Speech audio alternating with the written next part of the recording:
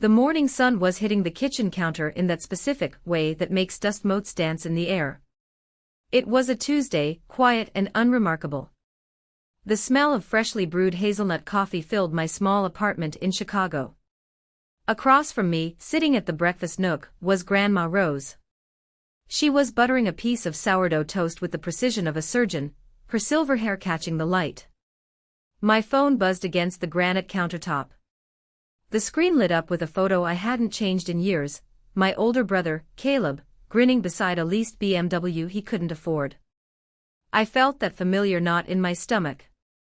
The Pavlovian response to family drama. Caleb never called at 8 a.m. unless he needed bail money or a character reference for a loan shark. I picked up. Hello. She's dead, Aurora. No greeting. No how are you. Just 2 words dropped like a lead weight. I frowned, glancing at Grandma Rose. She was currently humming a tune from The Sound of Music while reaching for the strawberry jam. Excuse me? I asked, my voice steady, though my mind was racing. Grandma, Caleb said. His voice was thick, performative. The nursing home called me 10 minutes ago. She passed away in her sleep last night. Massive stroke. They said it was quick. I watched Grandma Rose take a bite of her toast. She chewed thoughtfully, completely alive, completely vibrant. Is that so? I said, leaning back against the counter. The absurdity of the lie was so immense it was almost funny. But then, Caleb continued, and the humor evaporated. Yeah. Look, Mom and I are already handling the arrangements. We're going to do a quick cremation. No service. It's what she would have wanted. Saves money. He paused, and I could hear the greed seeping into his tone like oil. And listen, Aurora, don't bother coming down here. I've already spoken to her lawyer. Apparently, the will is clear. The house, the savings, the investments, everything goes to me. You get nothing. Mom gets a cut, obviously, but you're out. I see, I said. My hand gripped the phone tighter. So you've seen the will? Found a copy in her desk, Caleb lied. I knew for a fact Grandma's will was in a safety deposit box he couldn't access. It says I'm the sole beneficiary. So don't try to fight it, Aurora. You know you can't afford a lawyer anyway. Just stay in the city and live your little life. I looked at Grandma Rose again. She had stopped chewing. She was looking at me, her sharp blue eyes narrowing.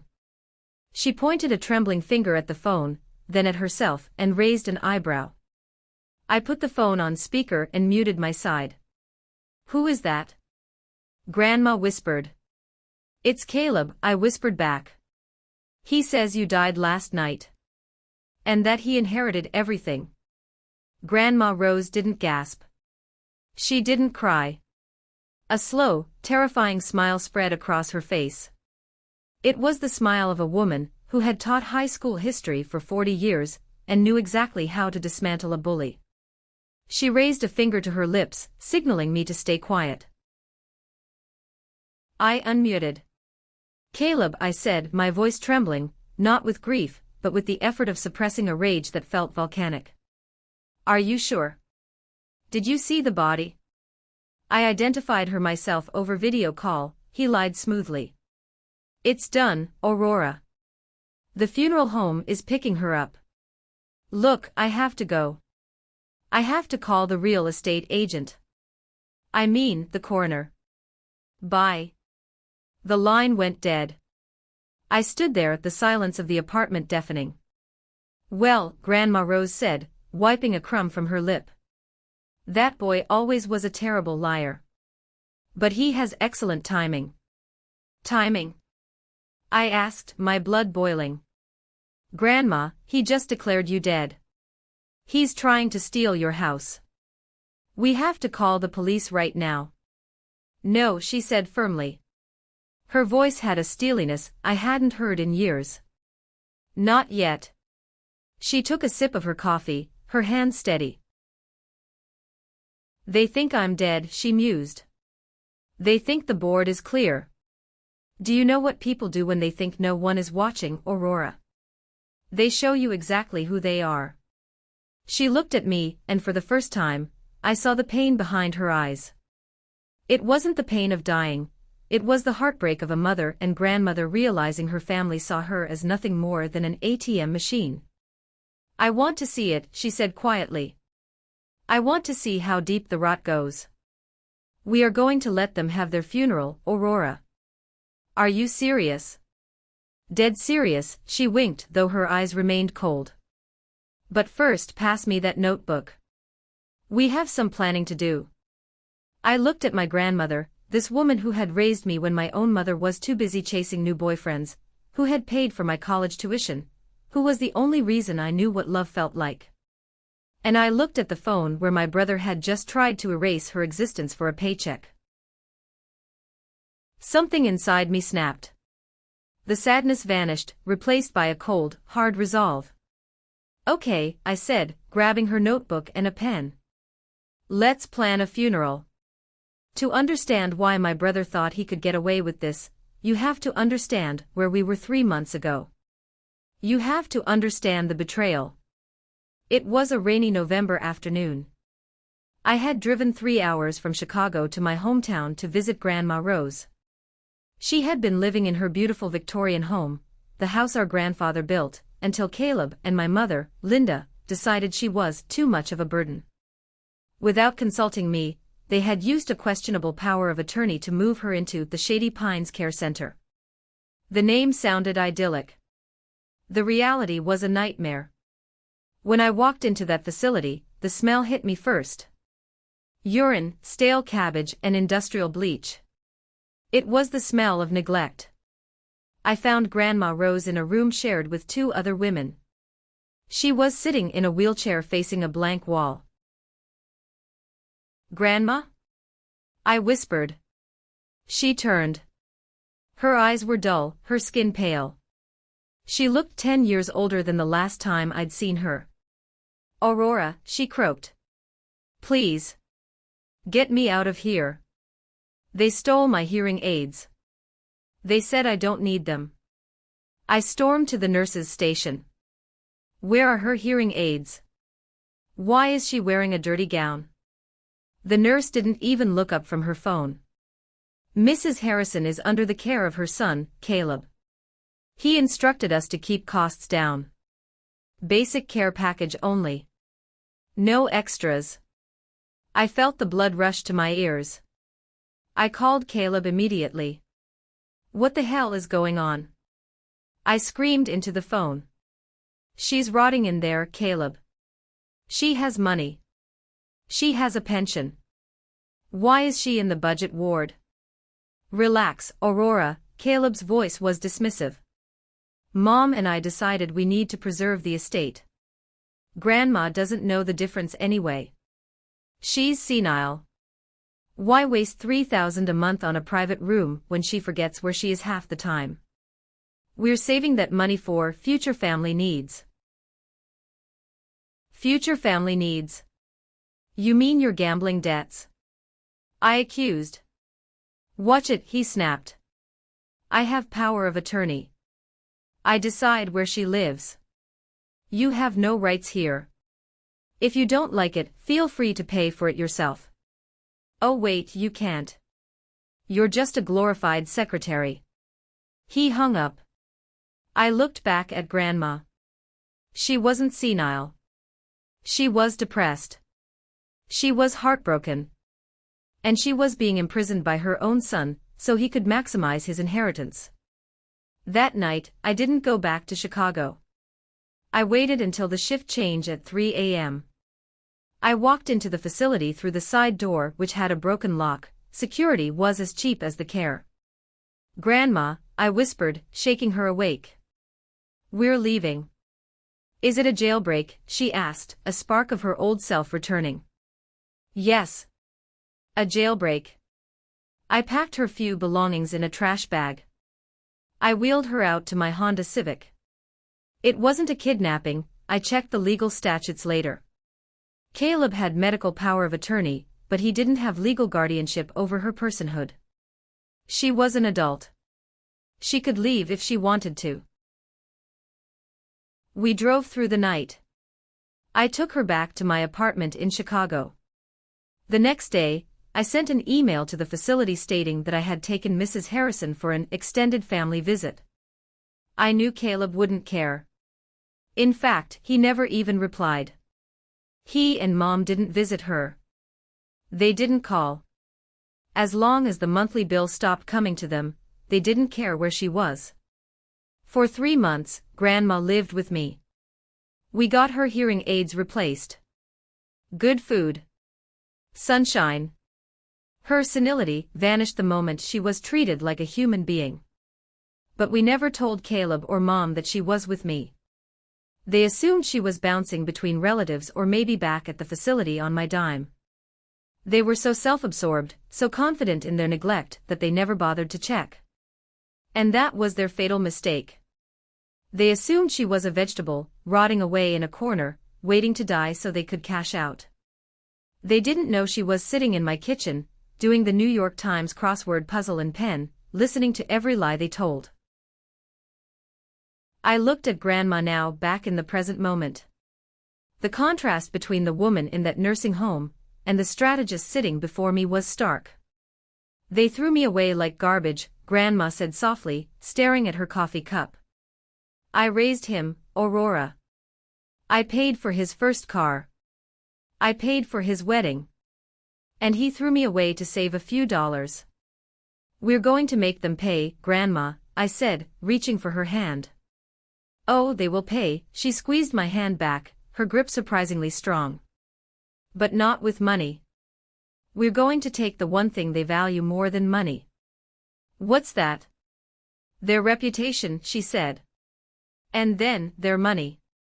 The initial shock of the call was fading, replaced by a cold, calculated adrenaline. This was my world now. I worked in crisis management for a PR firm. My job was to clean up messes, to anticipate the worst-case scenario and mitigate it. But usually, I was protecting clients. Today, I was the weapon. Okay, I said, opening a fresh page in the notebook. If we do this, we have to be perfect. Caleb isn't smart, but he's desperate.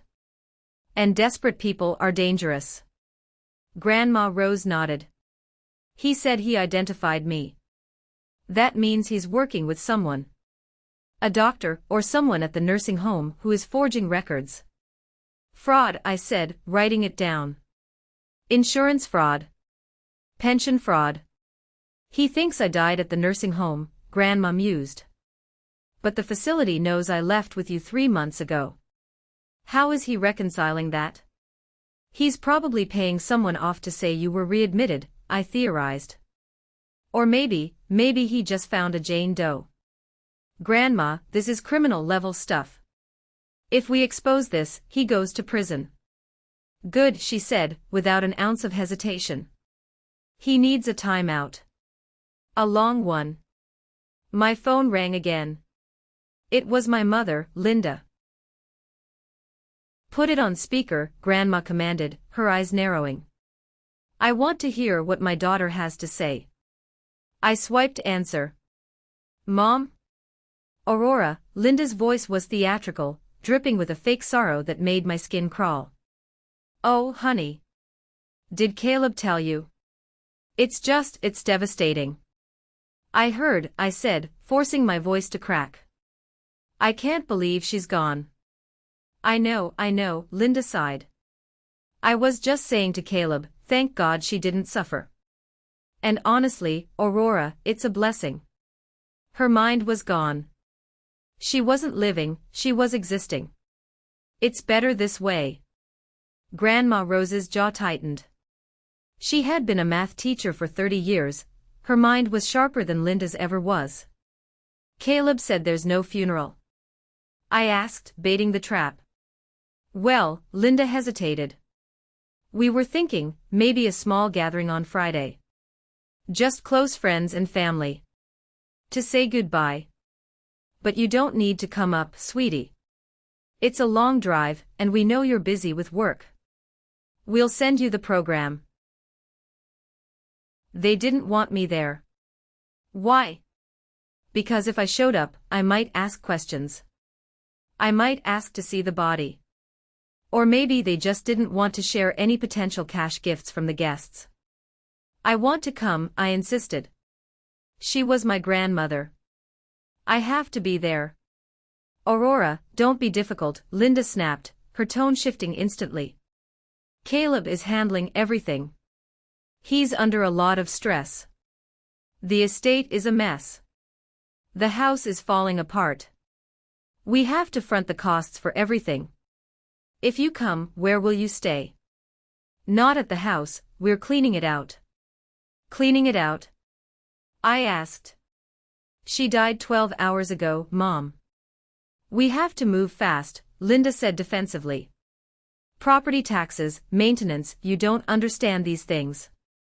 Look, if you come, you come. But don't expect us to host you. And don't expect any handouts. Caleb told you about the will, right? She left everything to him. She knew he was the only one who could manage the legacy. The legacy, Grandma whispered, rolling her eyes. Okay, Mom, I said. I'll figure it out. Send me the details. I hung up. Grandma Rose looked at me. She wants to sell the silver, she said. My antique tea set. She's been eyeing it since 1998. We need proof, I said. We can't just walk in there and say surprise. We need to document everything. Every lie. Every stolen dollar. I have something for you, Grandma said.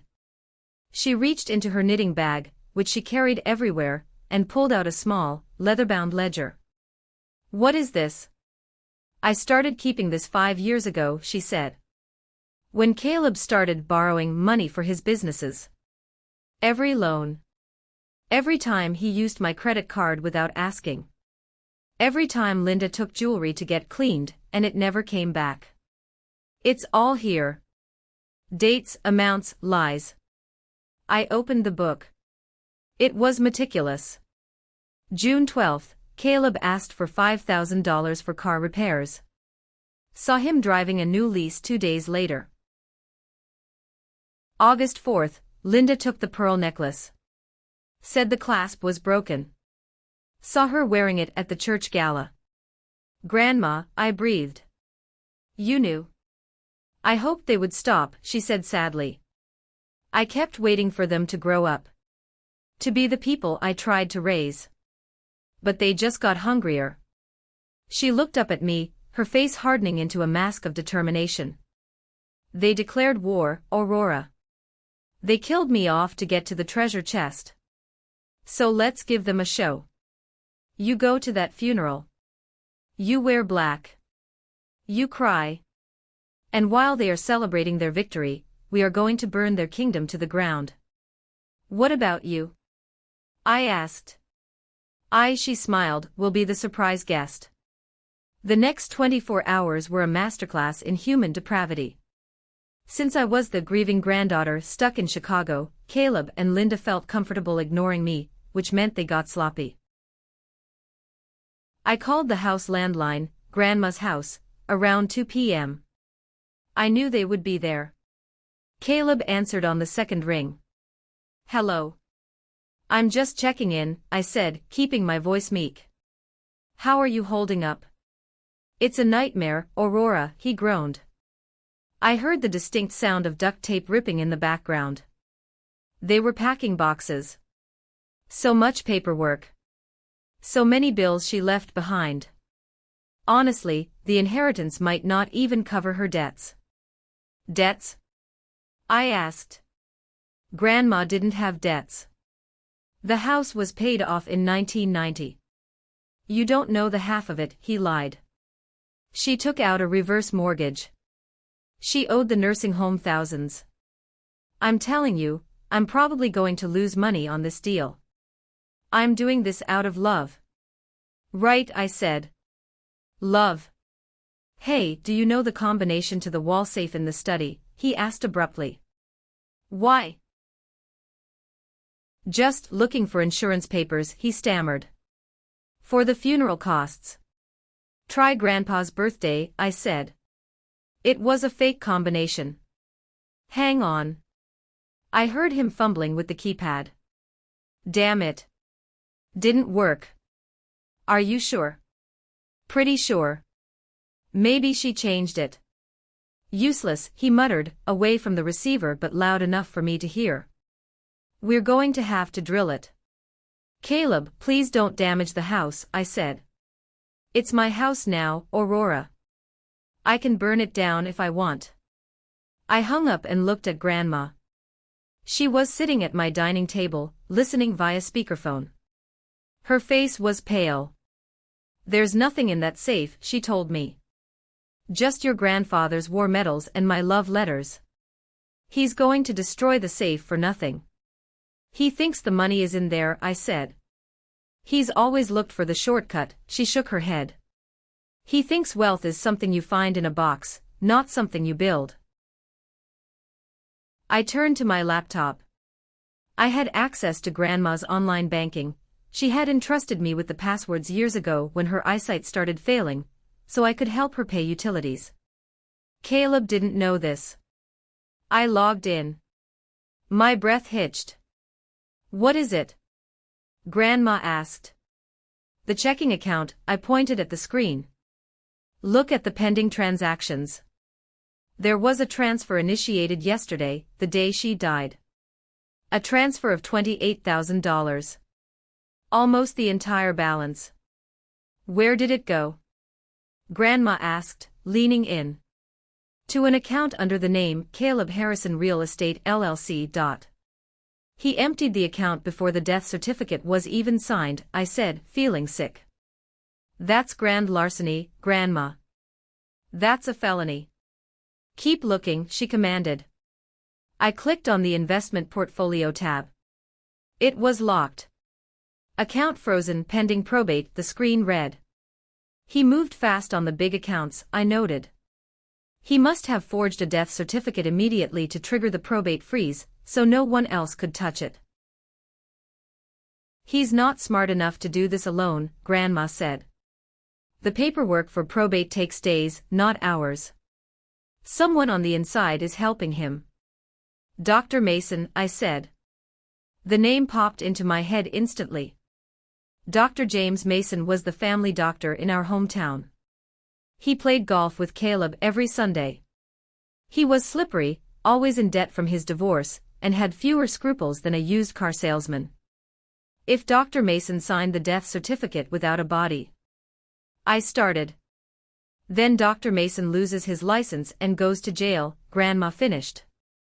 We sat there in the silence of the apartment. The scope of this betrayal was expanding. It wasn't just a greedy son waiting for his mother to die naturally. This was an active conspiracy. They had fabricated a death, forged documents, and were currently looting the estate of a living woman. I need to go there, I said. I need to go now. The funeral is Friday. That's 2 days away. You can't go yet, Grandma said. If you walk in now, they'll just deny it or claim it was a mistake. We need them to commit to the lie. We need them to stand up in front of God and everyone and say she is dead. Why? Because, Grandma's eyes flashed with a cold fire. When I roll into that funeral, I want there to be absolutely no doubt who the villains are. I want the police to be waiting at the back of the room. You want to trap them at the funeral. It's what they deserve, she said. They want a show. I'll give them a finale. We had the what and the who. Now we needed the how. The smoking gun. I called Sarah. Sarah has been my best friend since college. She works in cybersecurity for a major bank. If there is a digital footprint, Sarah can find it. Hey, girl, Sarah answered on the first ring. Why do you sound like you're in a spy movie? Because I am, I said. I need a favor. A big, potentially gray area legal favor. I explained everything. The call. The fake death. Grandma sitting right next to me eating oatmeal. No way. Sarah gasped. That is diabolical. I'm in. What do you need? I need to know how Caleb got a death certificate so fast. And I need to know who he's paying. Give me an hour, she said. While Sarah worked her magic, I started building my case file. I printed the bank statements showing the unauthorized transfer. I printed the email from the nursing home 3 months ago confirming Grandma's discharge into my care. I found the text messages from Caleb claiming she was still in the facility. 45 minutes later, my laptop pinged. A secure file transfer from Sarah. I opened it. Oh my God, I whispered. What? Grandma asked. Sarah got into Dr. Mason's email logs. Don't ask how. Look at this. There was an email from Caleb to Dr. Mason dated 2 days ago. Subject line, urgent assistance needed. The body of the email read, Jim, I need the paperwork expedited. She's gone. It happened at home. I don't want an autopsy or a coroner poking around, it will just delay the estate settlement. Can you sign off on natural causes? I'll make sure the $10,000 consulting fee is in your account by Wednesday. He bribed him, Grandma said, her voice trembling with rage. He paid $10,000 to erase me. And here's the reply, I said, scrolling down. Dr. Mason, done. Certificate signed. Cause of death, ischemic stroke. Time of death, 11:42 p.m. Don't forget the transfer. They didn't even have a body, I realized, feeling a chill run down my spine. Caleb must have told Mason that you died at the house, or maybe he lied and said the nursing home released the body to him. Mason didn't verify anything. He just signed for the cash. But wait, Grandma said, pointing a finger. If Mason signed a certificate saying I died, where is the body? A funeral home won't cremate heir. That's the next piece of the puzzle, I said. I called the funeral home listed in the obituary Linda had posted online. Restful Meadows Funeral Home. Restful Meadows, this is Patricia, a soft voice answered. Hi, I'm calling regarding the service for Helen Rose Harrison, I said. I'm her granddaughter. I just wanted to ask, has the cremation taken place yet? Oh, Ms. Harrison, Patricia said. My deepest condolences. Yes, Mr. Caleb Harrison was very specific. He requested an immediate, direct cremation. No viewing. We actually haven't received the remains yet. Mr. Harrison said there was a delay with transport from the hospital, but he brought us the death certificate and the payment this morning, so we scheduled the service. Wait, I said. You scheduled a funeral without the body? It's unusual, Patricia admitted. But Mr. Harrison was very insistent. He said the ashes would be delivered by a private courier before the service on Friday. He paid extra for the rush booking. I hung up. He's going to bring an urn full of fireplace ash, I said, staring at Grandma. He's going to fake the ashes. The sheer audacity was breathtaking. Caleb was betting everything on the fact that no one would look inside the urn. He was going to stand there, weep over a jar of dust, and claim his millions. He's insane, Grandma said. Greed has made him insane. We have them, I said. We have the emails. We have the bank transfer. We have the funeral home confirming no body. This isn't just a dispute anymore, Grandma. This is prison time. I looked at the stack of evidence. It was growing. But we needed one final nail in the coffin. I need to go to the house, I said again. I need to get the camera footage. Grandma had installed a security camera in the living room years ago, disguised as a smoke detector. Caleb didn't know it was there. It recorded to a cloud server, but the login was written on a sticky note inside the kitchen pantry. Grandma could never remember the password. If I can get into the pantry and get that password, I said, I can access the cloud. I can see what they've been doing in the house for the last 2 days. I bet I can catch them talking about the plot. It's risky, Grandma said. I'm going, I stood up. I'll drive down tonight. I'll play the grieving daughter. I'll let them abuse me. I'll let them think they've won. And I'll get that password.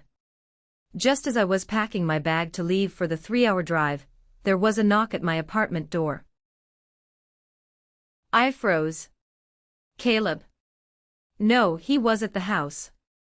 I looked through the peephole. A tall, distinguished man in a charcoal suit stood there. He looked like he stepped out of a luxury magazine. Silver hair, briefcase, serious expression.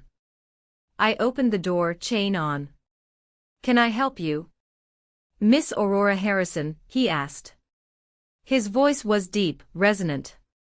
Yes. My name is Elias Vance. I am your grandmother's attorney. I frowned. I thought Grandma's lawyer was Mr. Henderson, the guy with the strip mall office next to the laundromat.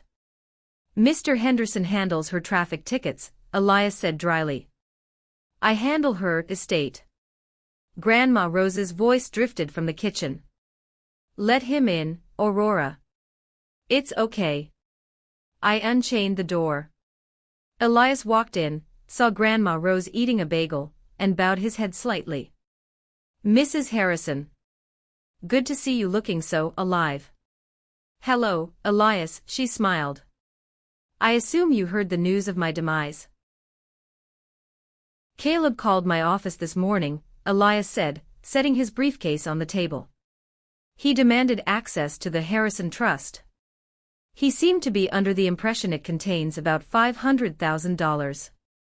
He's wrong. I asked. Elias looked at me, then at Grandma. Grandma nodded. Elias opened his briefcase and pulled out a thick file. Your grandmother, Elias began, is a very private woman. Everyone knows she was a history teacher. What they don't know is that in 1968, she used her inheritance from her father to buy 60 acres of swampland in Florida. Okay. I said. That swampland, Elias continued, is now the site of the Azure Coast Resort. Mrs. Harrison leases the land to the hotel chain.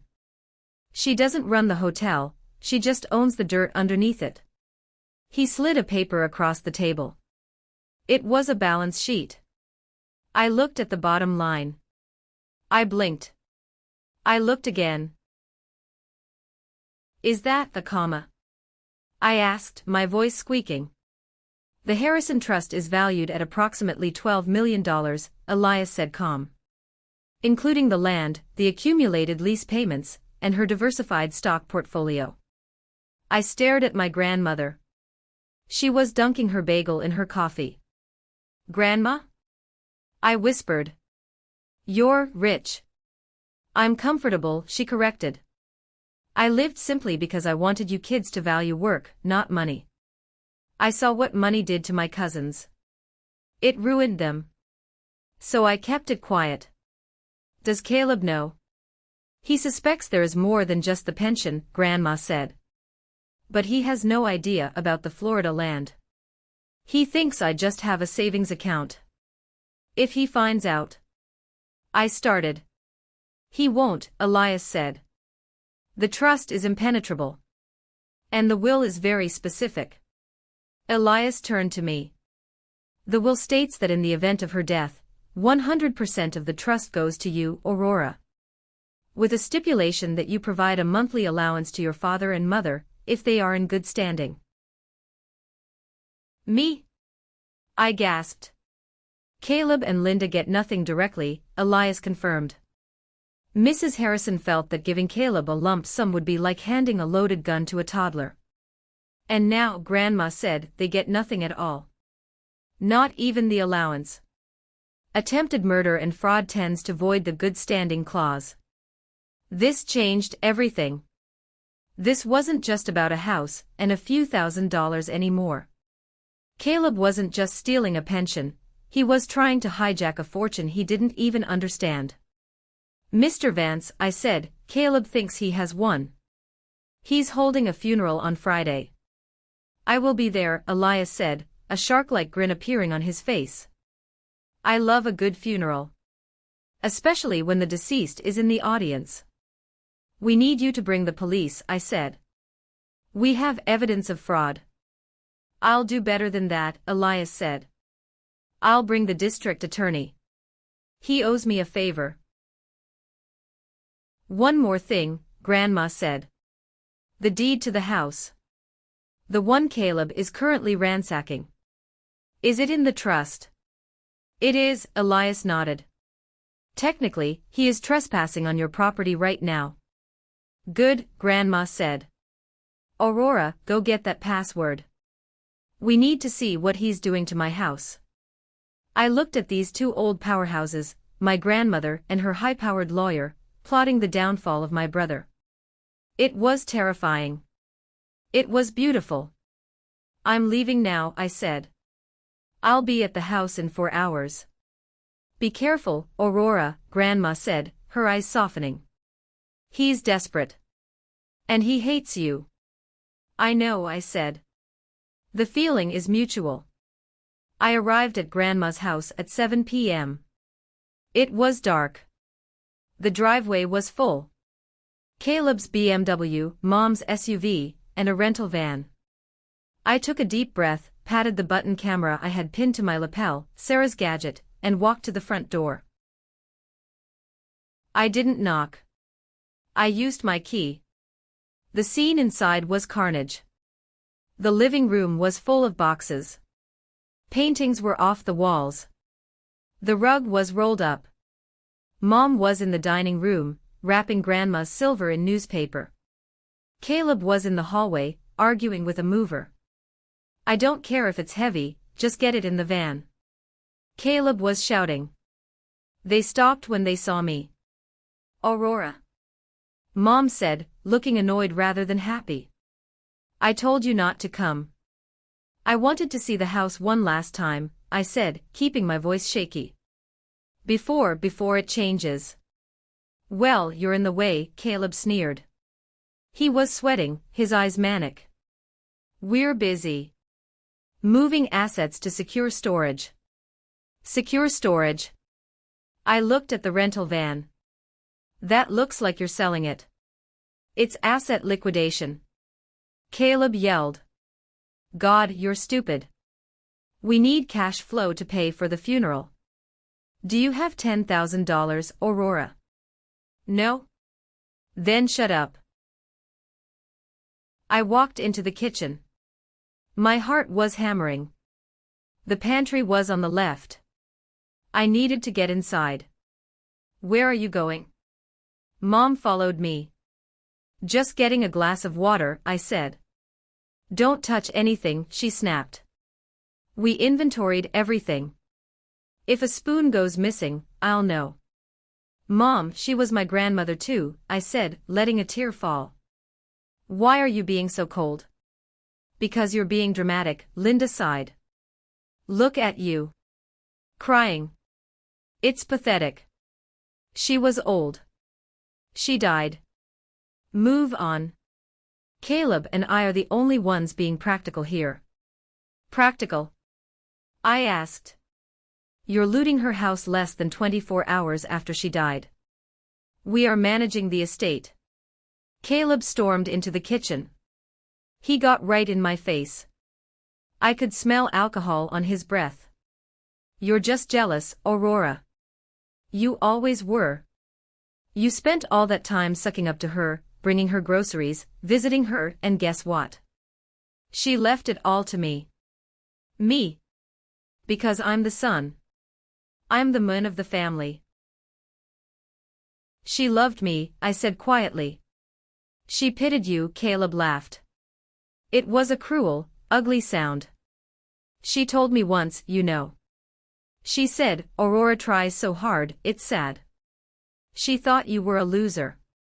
I knew he was lying. I knew it. But it still stung. Get out, Caleb pointed to the door. Get out of my house. I just need a glass of water, I insisted, moving toward the pantry. Caleb shoved me hard.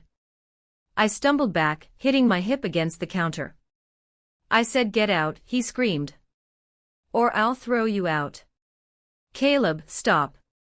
Mom said, but she didn't move to help me. She just didn't want the noise. You hit me, I said, looking at him. The camera on my chest saw everything. I'll do worse than that if you don't leave, he snarled. This is my property. You are trespassing. Fine, I said, straightening my jacket. I'm leaving. I'll see you at the funeral. Don't bother, Caleb spat. I walked to the door, my heart racing. I hadn't gotten the password. I failed. But as I reached the door, I remembered. The sticky note wasn't just in the pantry. Grandma had a backup. She wrote her passwords in the back of her address book, which sat by the landline phone in the hallway. I paused by the hallway table. Caleb and Mom were still in the kitchen, arguing about the silver. I flipped open the address book. Z Wi-Fi pass. Cloud cam. There it was. Rosebud 1945. I memorized it. What are you doing?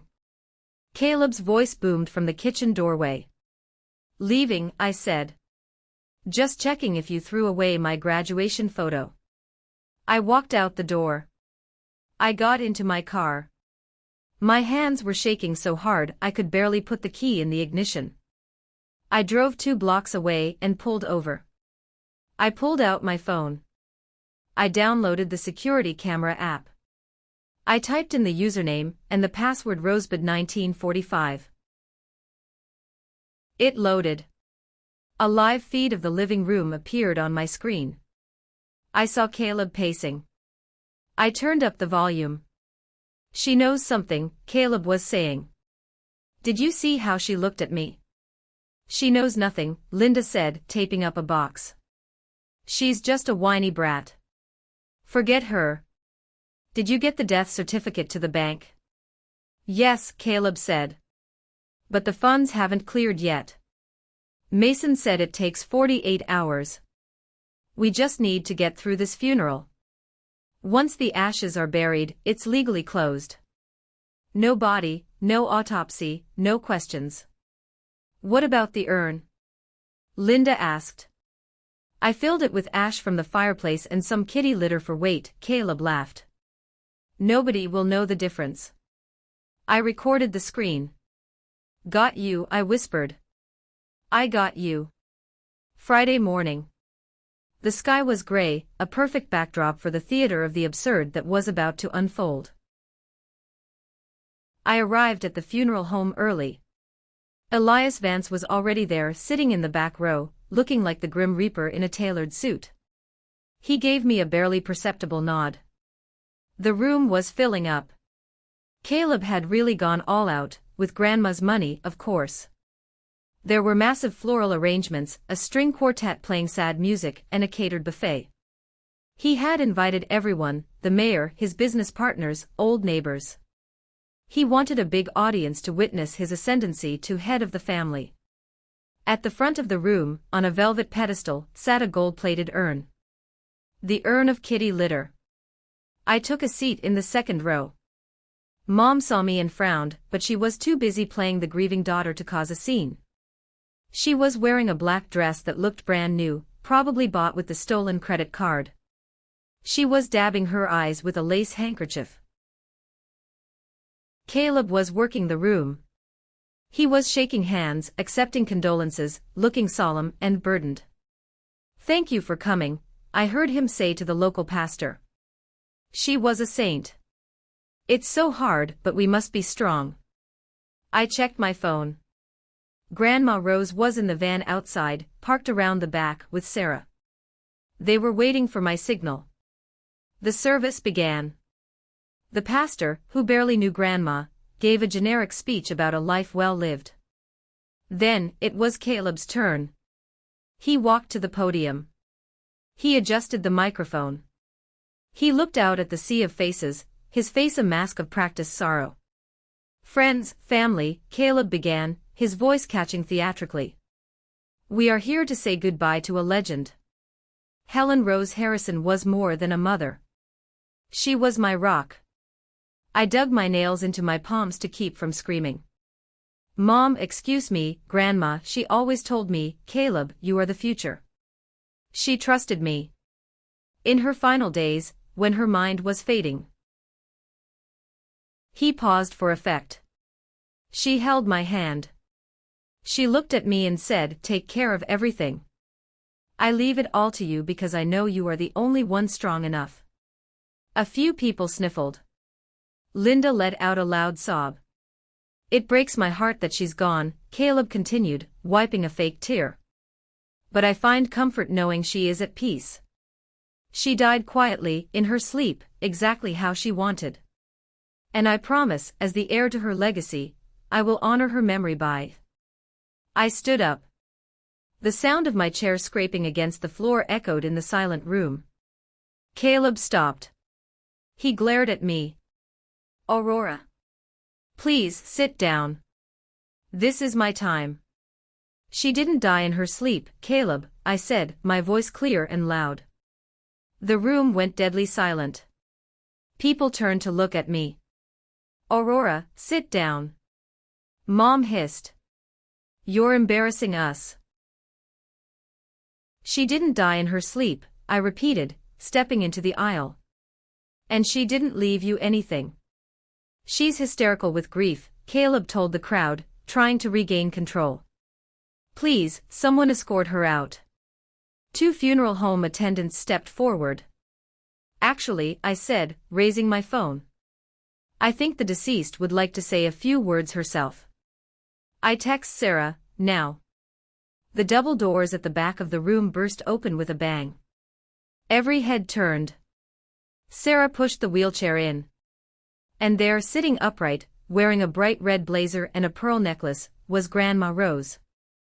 Gasps filled the room. Someone screamed. The pastor dropped his Bible. Caleb's face went white. Not pale, translucent. He gripped the podium so hard his knuckles turned blue. "Mom?" Linda whispered, standing up, her hand over her mouth. "A ghost?" Grandma Rose didn't look at the crowd. She looked straight at Caleb. "Hello, Caleb," her voice rang out, sharp and commanding. No microphone needed. "I heard you filled my urn with kitty litter. I hope it's clean." Caleb's mouth opened and closed like a fish out of water. But Dr. Mason said. "Dr. Mason is currently explaining his paperwork to the police," Grandma said, rolling closer. Elias Vance stood up in the back row.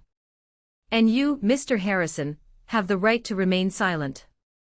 The silence that followed Grandma's entrance wasn't just quiet, it was a vacuum. It sucked the air out of the room. 200 people were staring at a woman they had just mourned, who was now rolling down the center aisle in a wheelchair, looking more alive than half the congregation. For a split second, I saw the exact moment Caleb's brain short-circuited. He looked at the urn. He looked at Grandma. He looked at the urn again. The math wasn't matching. "It's a trick!" Caleb shrieked, his voice cracking like a teenager's. He pointed a shaking finger at Grandma. That's an imposter. A look-alike. Aurora hired an actor." I stepped out from the row, standing next to Grandma's wheelchair. I rested my hand on her shoulder. She felt solid. Warm. Real. "She's not an actor, Caleb," I said, my voice projecting clearly without the microphone. "And that urn isn't full of Grandma. It's full of fireplace ash and kitty litter. I assume the clumping kind." The crowd murmured. The sound grew like a wave crashing. People were standing up to get a better look. Linda, my mother, had turned a shade of gray that matched the carpet. She stumbled toward us, her hands trembling. "Mom? Is it really you?" Grandma Rose looked at her daughter. There was no warmth in her eyes, only a glacial disappointment that chilled me to the bone. "Stand back, Linda," Grandma said. "You're wearing black. It doesn't suit you. It makes you look guilty." "But we thought—" Linda stammered, looking at Caleb for help. "You thought you could warehouse me in a budget nursing home," Grandma cut her off, her voice slicing through the noise. "You thought you could wait for me to die. And when I didn't die fast enough for your debts, you decided to speed up the paperwork." "That's a lie," Caleb yelled, gripping the podium. He was sweating profusely now, the makeup he wore for the cameras melting down his forehead. "She's senile. She doesn't know what she's saying. She's been mentally incompetent for months. This is elder abuse. Aurora kidnapped her. I kidnapped her from a place where she was getting bedsores and eating gruel," I shot back. "And I took her home. Where she's been living for 3 months. While you were busy liquidating her assets." "Proof!" Caleb screamed. "You have no proof." "I have a death certificate. Signed by a medical professional." "Ah, yes. The death certificate," Elias Vance spoke up. He walked calmly from the back of the room, holding a manila folder. He moved with the slow, predatory grace of a lawyer who knows he has already won the case. "Who are you?" Caleb demanded. "I am Mrs. Harrison's attorney," Elias said, stepping onto the stage. He didn't ask for the microphone, he simply took it from Caleb's hand. Caleb was too stunned to resist. "Ladies and gentlemen," Elias addressed the crowd. "I apologize for interrupting the service. But it appears we are celebrating a life that is very much still in progress. The death certificate Mr. Harrison is referring to was signed by Dr. James Mason on Wednesday night. However, at that exact time, Mrs. Harrison was in Chicago, eating lasagna and watching Jeopardy. Dr. Mason made a mistake," Caleb yelled. "It was a clerical error. A $10,000 clerical error." I asked loudly. Caleb froze. "We have the emails, Caleb," I said, walking toward the stage. "We have the bank transfer record. We know you paid him." The murmurs in the crowd turned into angry shouts. The mayor, who was sitting in the front row, stood up and buttoned his jacket, looking furious that he had been dragged into this farce. Caleb looked around, realizing he was losing the room. His eyes darted to the side exit. "Don't even think about it," Grandma said. She had wheeled herself right to the front of the aisle, blocking the main path. "You wanted a funeral, Caleb. You wanted everyone to look at you. Well, look around. All eyes are on you." Caleb's face twisted into a snarl. The mask of the grieving son fell away completely, revealing the desperate, greedy narcissist underneath. "You did this on purpose," he hissed at me. "You set me up. You little witch." "I just let you be yourself," I said calmly. "You did the rest." "I'm the heir," he screamed, slamming his fist on the podium. The urn wobbled. "The house is mine. The money is mine. I have the power of attorney." "Power of attorney ends at death," Elias said coolly. "Or in this case, upon proof of fraud. And by the way, the house isn't yours. It belongs to the Rose Trust, which Mrs. Harrison controls." "The what?" Caleb blinked. "And even if she had died," I added, delivering the final blow, "you weren't in the will, Caleb. You were disinherited 10 years ago." Caleb looked at Grandma. You cut me out?" "I cut you off," Grandma corrected. "There is a difference. I wanted you to become a man. Instead, you became a thief." Caleb grabbed the urn. For a second, I thought he was going to throw it. He looked deranged. "It's mine," he yelled, clutching the gold pot. "I paid for this funeral. I paid for everything. With my credit card," Grandma noted dryly. Just then, the side door opened. But it wasn't a guest. It was Detective Reed and two uniformed officers. Caleb Harrison. Detective Reed called out. His voice was authoritative, cutting through the chaos. Caleb dropped the urn. It hit the floor with a dull thud. The lid popped off. And there it was. A pile of gray ash and gray clumps of kitty litter spilled onto the expensive funeral home carpet. The crowd gasped. The visual was so pathetic, so undeniable. That, Grandma said, pointing at the mess, is the only inheritance you're getting. The sight of the police entering a funeral is something you usually only see in movies. In real life, it's chaotic, awkward, and deeply satisfying. Caleb Harrison, Detective Reed repeated, walking up the aisle. Please step away from the podium. This is a misunderstanding. Caleb backed away, putting his hands up. My sister, she's crazy. She manipulated everything. I was just trying to follow my mother's wishes. We have a warrant for your arrest, Reed said, pulling out a pair of handcuffs. They jingled, a sound that was music to my ears. Charges include insurance fraud, forgery, grand larceny, and elder abuse. Mom. Caleb looked at Linda. Do something. Tell them. Linda was currently trying to blend into the velvet drapes near the coffin display. I didn't know, she sobbed. I thought she was dead. Caleb told me he saw the body. I'm a victim here too. Oh, stop it, Linda, I snapped. I pulled my phone out and connected it to the funeral home's projection system. The screen behind the podium, which was supposed to show a montage of Grandma's life, flickered to life. What is that? Someone in the crowd whispered. It was the video from the hidden camera in the kitchen. The footage from last night. On the massive screen, clear as day, everyone saw Caleb and Linda standing in Grandma's kitchen. Video Caleb, once the ashes are buried, it's legally closed. No body, no autopsy, no questions. Video Linda, what about the urn? Video Caleb, I filled it with ash from the fireplace and some kitty litter for weight. Nobody will know the difference. Video Linda, good.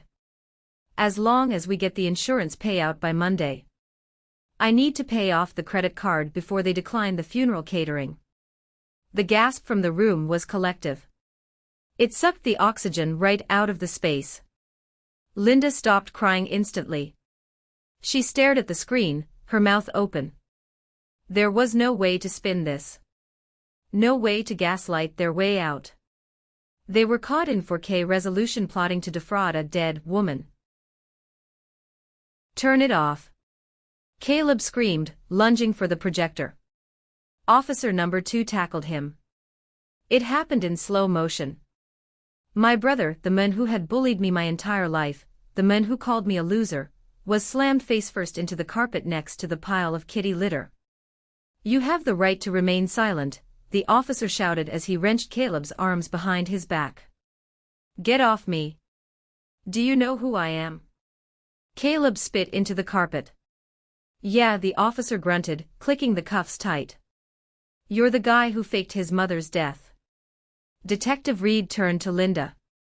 Mrs. Harrison. You're coming too. Accomplice to fraud. No. Linda shrieked. She tried to run toward the side door, but the second officer blocked her path. I'm an old woman. I didn't do anything. He forced me. We heard the tape, Linda, Grandma Rose said. She hadn't moved an inch. She sat in her wheelchair, watching the arrests with the impassive judgment of a queen watching an execution. You were worried about the catering bill. Not my life. They dragged them out. Caleb was kicking and screaming profanities that made the pastor cover his ears. Linda was wailing like a banshee. As they passed me, Caleb locked eyes with me. His eyes were red, wild with hate. I'll kill you, he mouthed. I smiled. A genuine, calm smile. You'll have to make bail first, Caleb. And guess what? You don't have any money. The doors closed behind them. The sirens wailed outside, fading into the distance. The room was silent again. The guests looked at each other, unsure if they should leave, clap, or ask for a refund on the flowers. Elias Vance tapped the microphone. Well, he said, smoothing his tie. Since we are all here, and the catering is already paid for, I suggest we turn this funeral into a celebration of life. A living life. He gestured to Grandma Rose. Grandma wheeled herself around to face the crowd. She looked at her friends, her neighbors, the people who had come to mourn her. I'm sorry for the drama, she said, her voice steady. But sometimes, you have to burn the house down to see who tries to put out the fire, and who tries to steal the furniture. The crowd erupted in applause. It started slow, then grew louder. People were cheering. They were laughing. The tension broke, replaced by the sheer absurdity and joy of the moment. I walked over to Grandma and hugged her. I buried my face in her shoulder, smelling her familiar lavender perfume. We did it, I whispered. We did, she patted my back. But the hard work is just starting, Aurora. Now we have to clean up the mess. I don't mind, I said, pulling back to look at her. As long as you're here. I'm not going anywhere, she winked. I have a lawsuit to file. We spent the next 2 hours eating the shrimp cocktail Caleb had ordered and accepting shock-induced congratulations from the guests. It was the best funeral I had ever attended. Later that afternoon, Detective Reed called me. We booked them, he said. Dr. Mason rolled on them immediately. He gave us everything, texts, emails, the bank transfer records. He's trying to cut a deal to keep his license, but I doubt it will work. Your brother is looking at serious time. And my mother. She's claiming duress, Reed said. But the video footage from the house contradicts that. She was an active participant.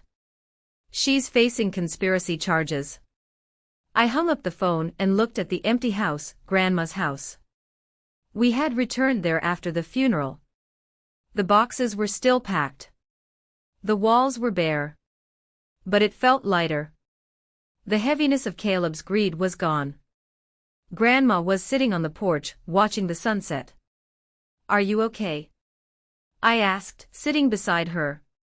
I'm sad, she admitted. No mother wants to see her children in handcuffs. I know. But she took a deep breath. I'm also free. For the first time in years, I don't have to look over my shoulder. I don't have to wonder if they love me or my checkbook. She took my hand. Thank you, Aurora. You saved my life. Literally. You saved mine too, Grandma, I said. And I meant it.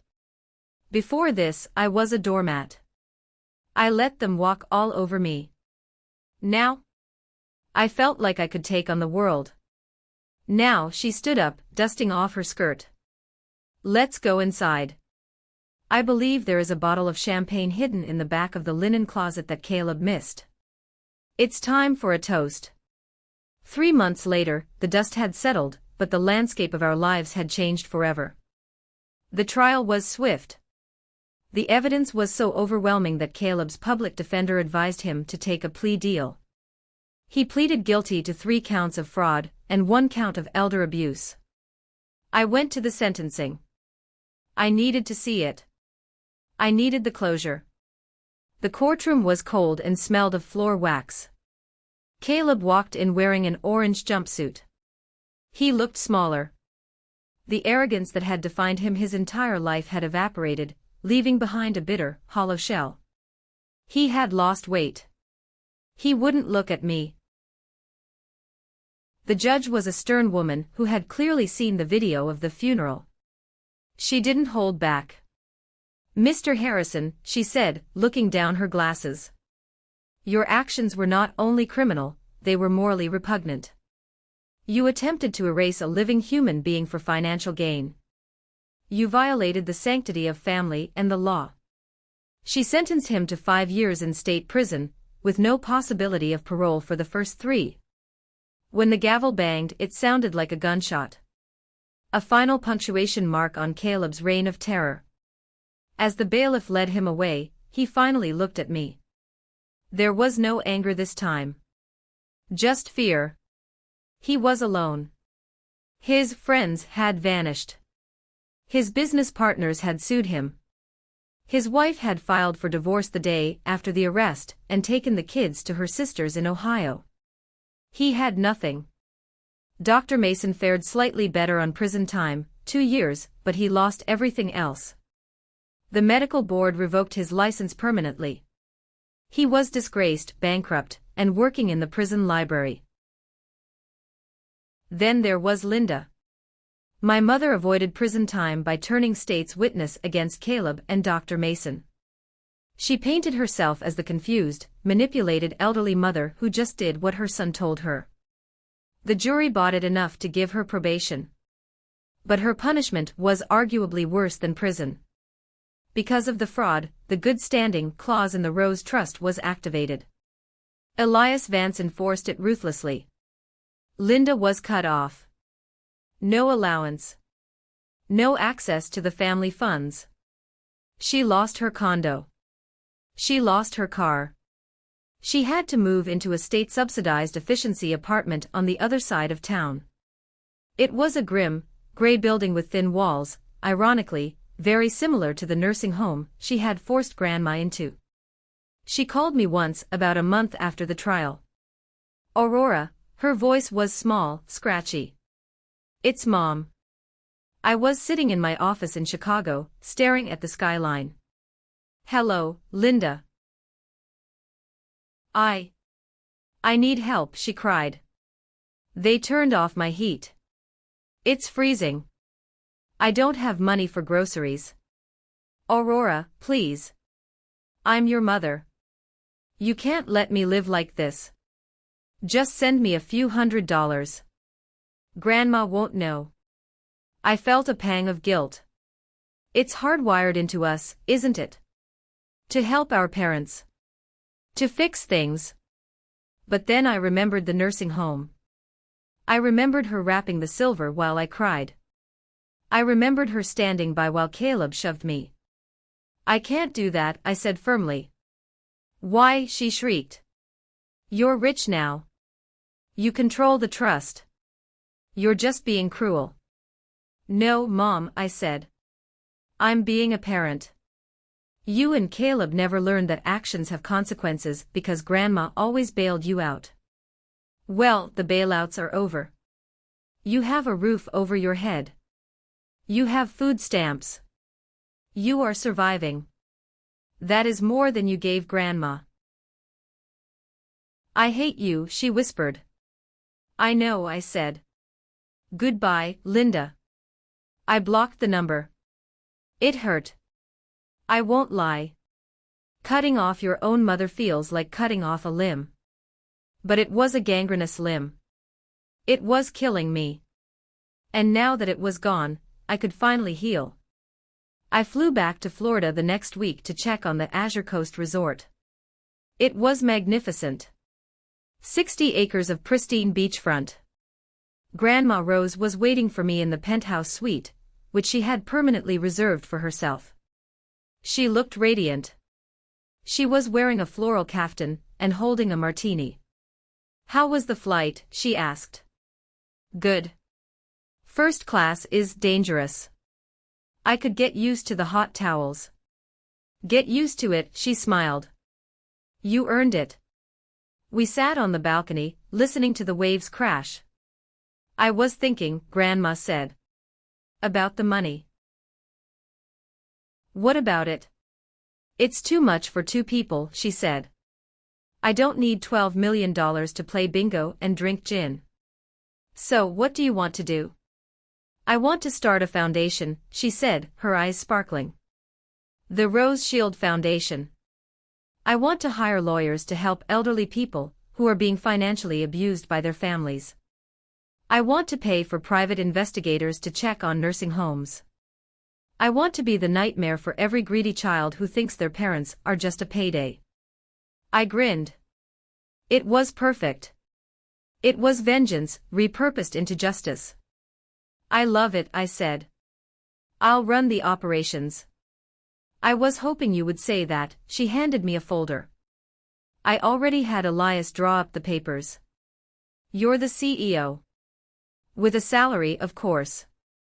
I looked at the salary figure. It was more than I had made in the last 5 years combined. Grandma. Don't argue, she said. You're good at this, Aurora. You're a fighter. I didn't know that before. I do now. I looked out at the ocean. I thought about Caleb in his cell. I thought about Linda in her cold apartment. And I thought about myself, sitting here with the woman I loved most in the world. We had won. But more importantly, we had broken the cycle. The toxicity ended with us. Life has a funny way of balancing the scales. For years, I felt like the universe was punishing me for being the good one. I watched Caleb fail upwards, getting bailed out, getting praised, while I scraped by. But the universe wasn't sleeping. It was just waiting for the punchline. 6 months after the funeral, that wasn't, Grandma, and I took a cruise to the Mediterranean. It was on her bucket list. We were sitting on the deck of the ship, somewhere off the coast of Italy. The sun was setting, painting the sky in shades of violet and gold. Grandma was wearing oversized sunglasses and flirting with a retired Italian doctor at the next table. He likes my pearls, she whispered to me, winking. Good thing Linda didn't steal them. I laughed. It felt good to laugh without weight behind it. You know, I said, swirling my wine. I used to be so jealous of Caleb. Why? Grandma asked. Because he was the favorite. Or I thought he was. Mom worshipped him. You seem to always be helping him. Grandma sighed, putting down her glass. Aurora, you don't help the strong. You help the weak. I helped Caleb because I knew he was broken. I knew he couldn't stand on his own 2 feet. I didn't help you because I knew you didn't need it. I watched you. I saw you work 2 jobs in college. I saw you build a career. I was proud of you from afar. I wish you had told me, I said. I should have, she admitted. That was my mistake. I thought making you tough was the best gift I could give you. Maybe I made you too tough. No, I shook my head. I needed to be tough. If I wasn't, I wouldn't have been able to handle the last few months. True, she clinked her glass against mine. To toughness. To toughness. My phone buzzed. It was an email from Elias. Subject, update on CH. I opened it. Aurora, just wanted to let you know that Caleb's appeal was denied. He will serve the full term. Also, the prison has assigned him a job. He is working in the laundry unit. Apparently, he is very good at folding sheets. I snorted. What is it? Grandma asked. Caleb is doing laundry, I said. For 10 cents an hour. Grandma threw her head back and laughed, a loud, joyous sound that made the Italian doctor look over and smile. Well, at least he finally has a steady job. I took a deep breath of the salty air. We had launched the Rose Shield Foundation a month ago. The response had been overwhelming.